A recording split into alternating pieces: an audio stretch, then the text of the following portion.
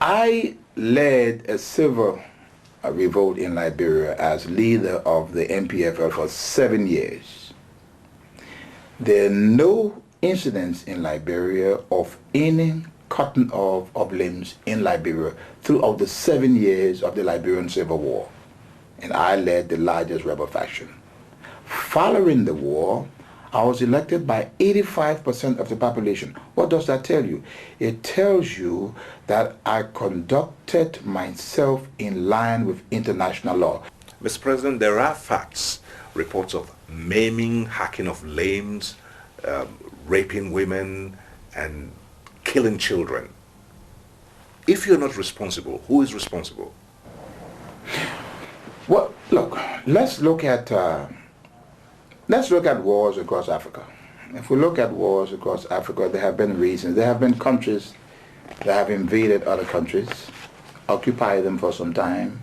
Their troops have left on the African continent. Things happen in those countries. In my case, there were no Liberian troops that went across the border.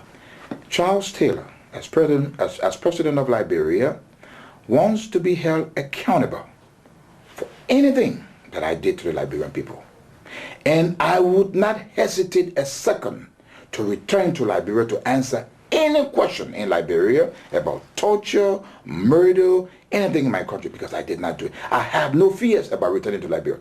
And what ECOWAS and the AU are doing, they are not shielding me from my people. Some Nigerians have been concerned about my being there. Can you imagine in Nigeria where a Nigerian, maybe a former leader or official of government, that your country is not pursuing? A resolution is drafted at the United Nations that's saying that Victor Owusu here must be, his assets must be frozen.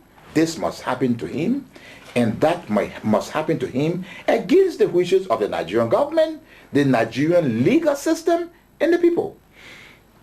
It's crazy. It's wrong, and I think that we ought to be very careful, because this move, it's globalization, the one world government, this could be the beginning, and Liberia is a test. Many other Nigerians are very angry about your stay in Nigeria, and this has to do with the 2 Nigerian journalists that were killed in the war in Liberia while you were president. Did you kill them? 2 Nigerian journalists were killed by a colonel of the then MPFL by the name of Putu Major. Putu Major was arrested. He was court-martialed, tried, and executed for the killing of those 2 journalists.